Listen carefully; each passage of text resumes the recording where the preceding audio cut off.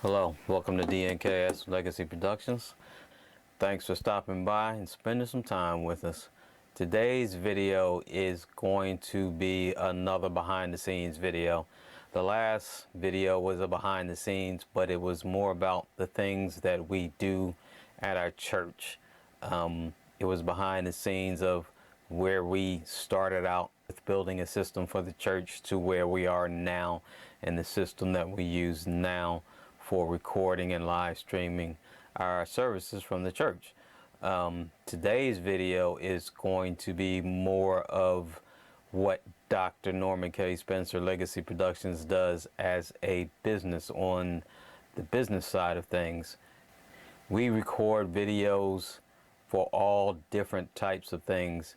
We record concerts, we record other types of events like conferences. We record court proceedings such as depositions. We set up remote depositions. We also do interview recordings, documentary type interview recordings for the legacy of family legacies, the legacy of our church, the legacy of any type of event you want to have memories of. That's basically how the company started.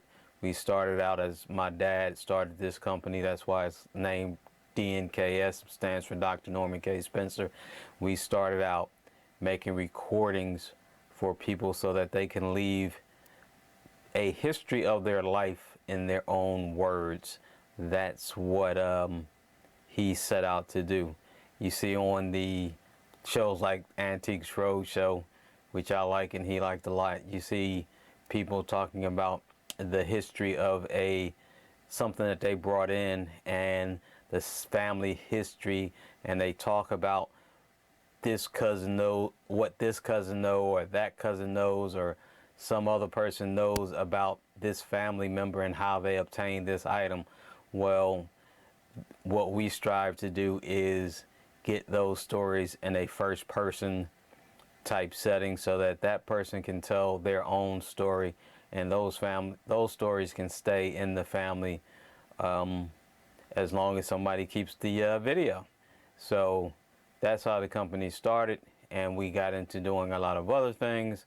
And this is a video showing you some of the equipment and some of the systems we developed to help make our life easier, and some of the systems not some of the systems we develop for other people, but the same type of systems we develop for others as well as our own personal use. So without further ado, here is the video, and if you see something you like, give us a like and subscribe. And again, thanks for spending some time with us. We greatly appreciate it, and enjoy.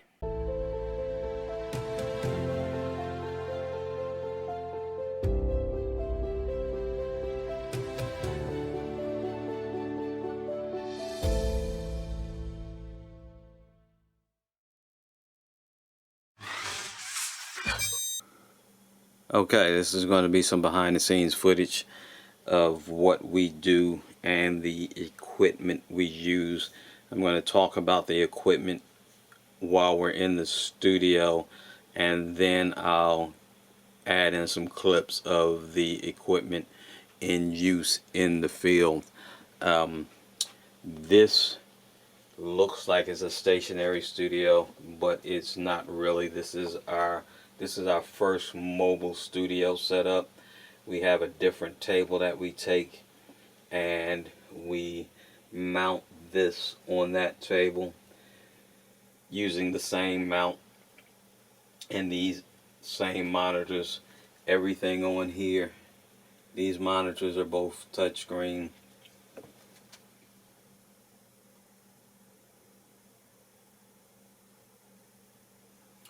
We also have the Behringer X Touch Mini, so that we can use that to control the ATEM television studio. It's the original ATEM television studio. That's just the keyboard for the computer and the keyboard and the mouse for the computer.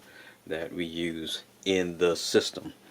The system is below right there, and that is what we call our mobile studio, because it is actually mobile. It is on yeah, you can see them right there. It is on wheels. It has a storage compartment on the top that when we travel, the two touchscreen monitors can go inside of there. So it's pretty much self-contained. The other monitor we pack in another bag because it's a little bit too big to go inside of there.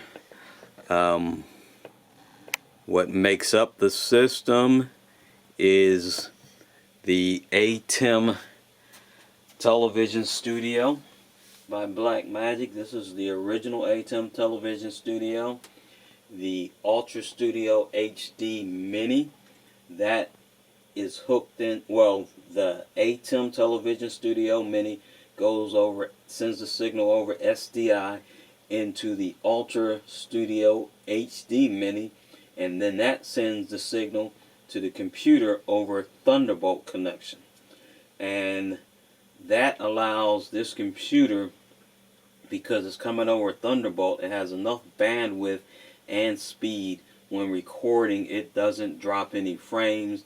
It gets a good picture, and the processor is a quad-core processor, which these days, without a dedicated graphics card and just a quad-core processor, that might seem a little underpowered, but it is more than enough power to do the recording and streaming from this computer, because all of the video stuff is handled by the ATEM television studio. So all it really has to do is the recording and the streaming, and it does that very well. We've done recordings that lasted well over a couple of hours and without any drop frames or anything like that. So it works very well, and like I said, it is portable.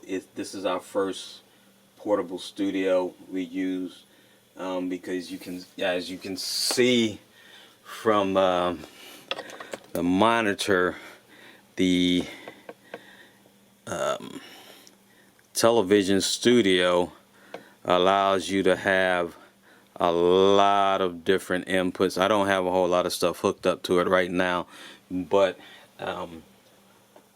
I have 2 HDMI channels I can hook up to, and then I have 4 SDI channels I can hook up to, and then there's several you can have 2 media players hooked up to it, which is you can have the computer and graphics that you save on the computer and then put into it, and it allows us to put up like graphics for each individual program that we're running.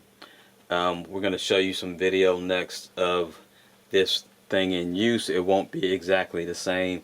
The videos are basically from our first iteration of this.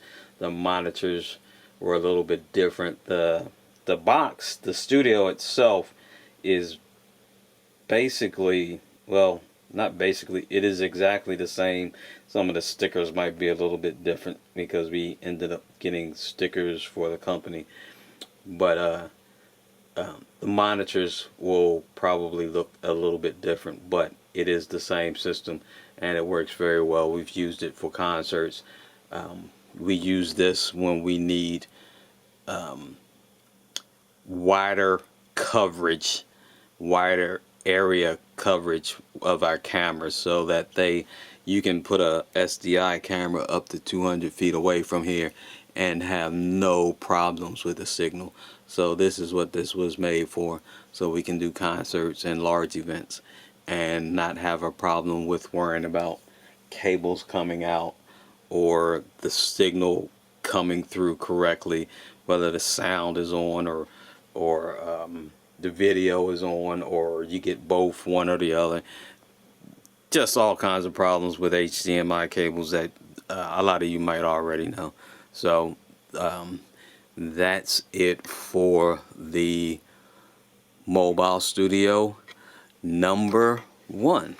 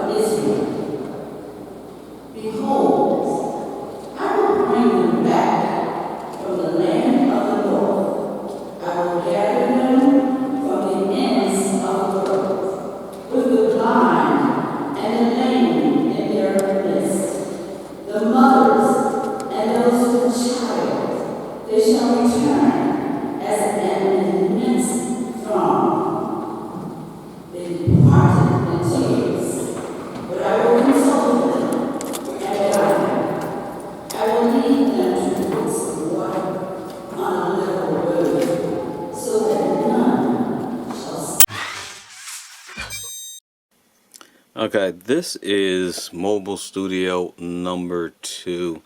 This is a little bit different than the original Mobile Studio.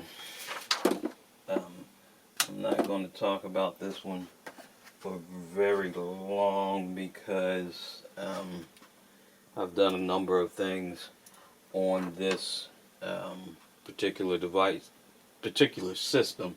We use the ATEM Mini Pro in this, which is in many ways a little better than the ATEM television studio, the original ATEM television studio. Not quite that, still has a few more functions that this doesn't have, and some versatility that this doesn't have. You can hook up more cameras. It comes with SDI connections natively.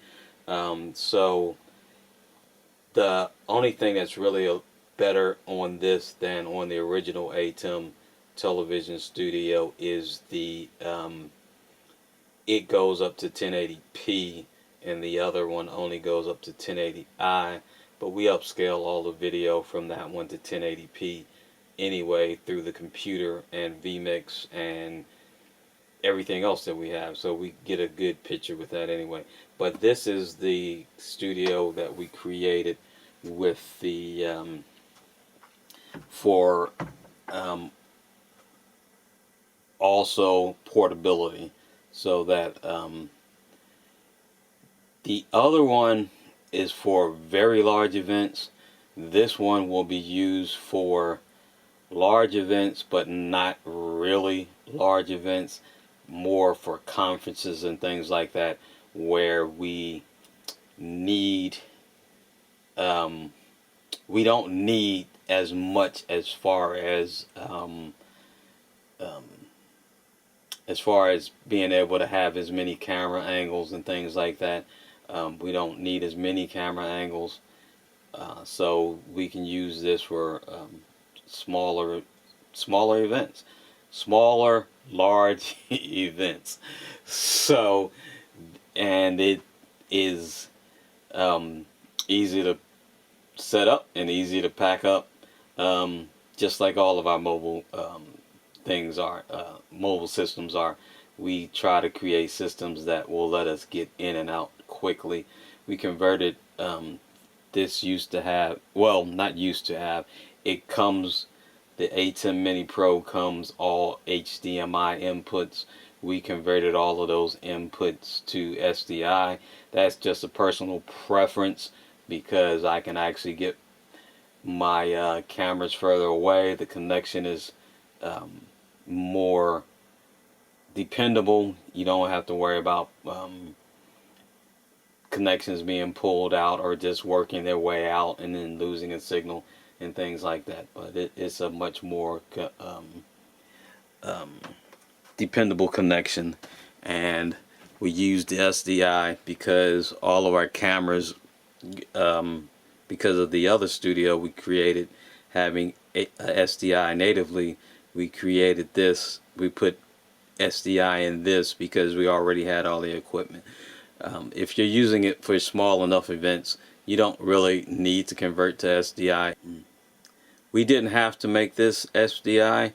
We just prefer SDI connections, and since we use SDI converters for all of our cameras anyway, because of the original mobile studio we created, this this studio we decided to turn into SDI as well, because we use the same cameras, and it gives us a more dependable connection. We don't necessarily need SDI for the type of events we record with it, but it was a personal preference, and it was easy for us to do because we already were pretty much SDI ready anyway. So it's not something that has to be done. If we created a system like this for somebody else, it wouldn't necessarily, depending on what they're trying to do. Even like in this studio where we use it, it's not necessary for it to have, and actually if you look into the screen, you can see the other camera is on. It's not recording, but it's looking at us, looking at me take this make this video. So you can use it in close quarters, and you really wouldn't need SDI, but it's just what we prefer, what I prefer. So this is just another system. I don't have any footage of this in use because the things that we've used this for so far are a couple of conferences, and they were private things, and we don't have the rights to put any of that stuff online. It might be online, but it's under somebody else's name. We just recorded the couple of events, so there won't be any footage of this in use, but this is just another system we created for recording video.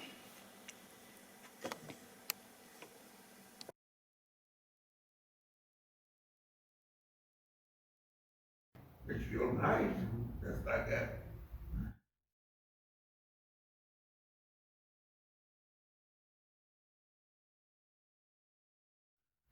move up. I'm talking in the world, like uh, different jobs, positions. I think you have to have something between your ears. It's like that. He's an electrician, air conditioning guy. Then he became supervisor at maintenance at Hatham. He'd been there maybe about 40 years, I'd say. He lives out in Oregon. Okay, as I said, this is, we do a variety of things. And this is another system that we use. I use it with my laptop. We record things for court proceedings, like depositions and things like that. This has the things that we use for that.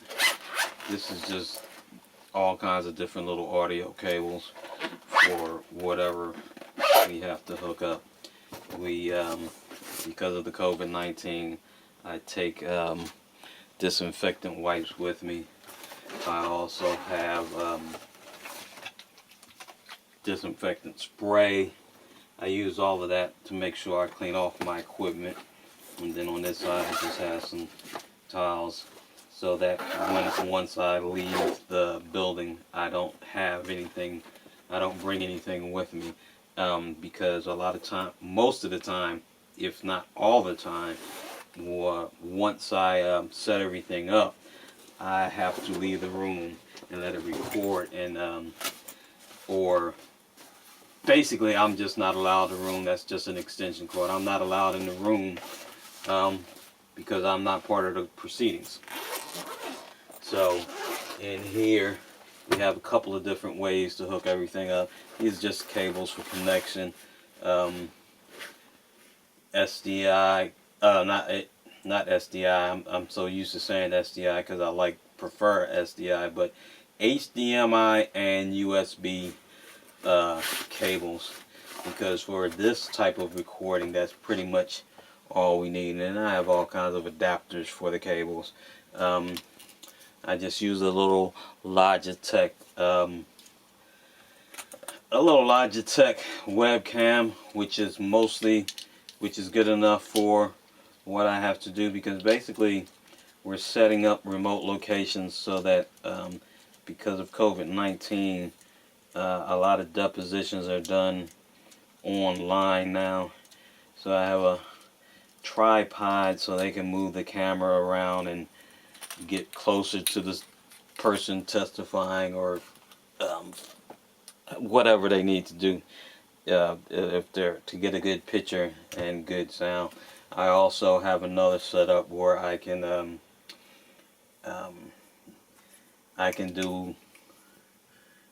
use the capture card with the HDMI and USB and a little camcorder, and I have a mount for that as well, and I can set that up as well. It all depends on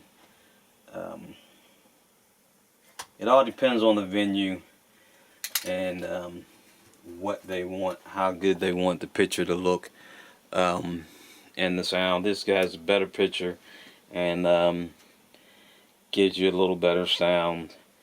That is just a webcam, but this is basically the system that you need to make people be able to do mobile depositions or video conferencing depositions, so that this gives people the ability to be across country. And just like everybody's experiencing nowadays, it not necessarily work from home, but a lot of stuff is done online now, and that's one of the things that we do. We set up systems for that.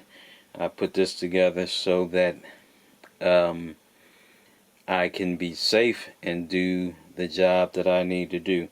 And like I said, everything gets wiped down before I leave the building. Actually, everything gets wiped down when I come in, because I don't know. Well, It all depends. The last place I went, they wiped everything down in front of me with disinfectant wipes when I walked into the building, and I set up all of my equipment.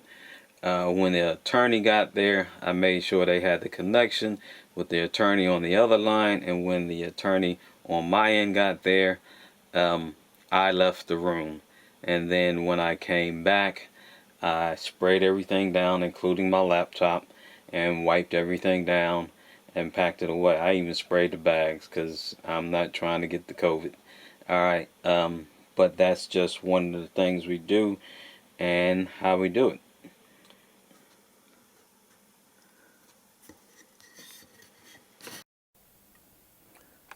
One last thing I want to mention is that we do carry our own network with us.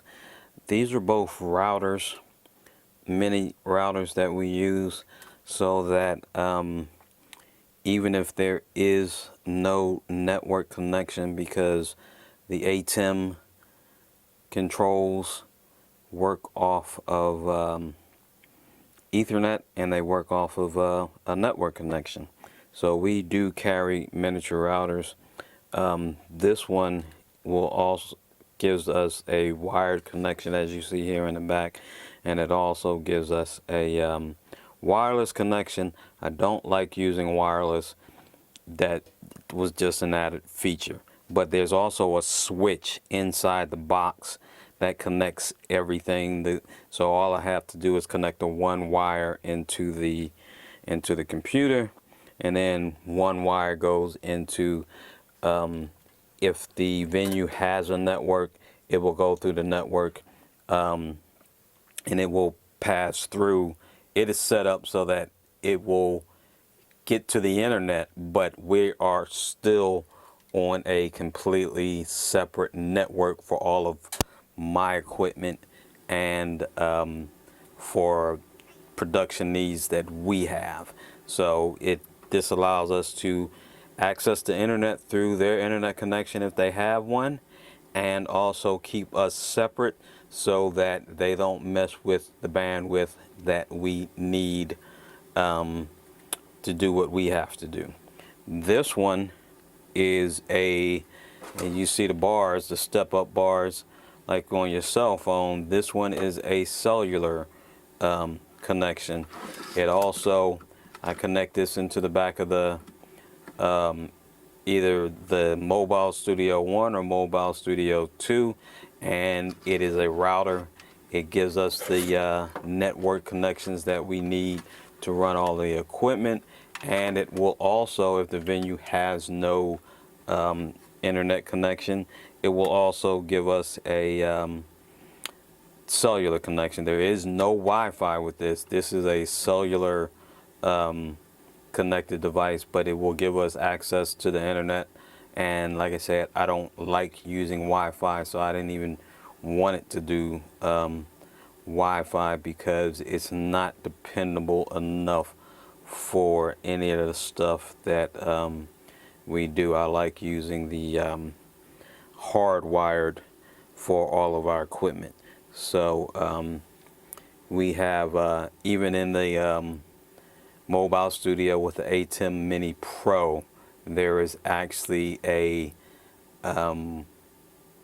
switch, Ethernet switch in that box, and there's an Ethernet switch in the larger Mobile Studio. So there's Ethernet switches in both boxes, and I keep the routers on the outside of the box because, one, if I do use Wi-Fi on this, it's easier to get a signal.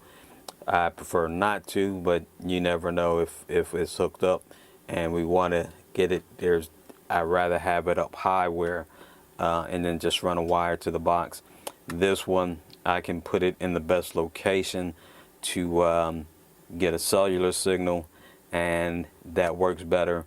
That's why it's not in the box. So we do have our own closed network where for our equipment wherever we go. All right, thanks. That's it for this section.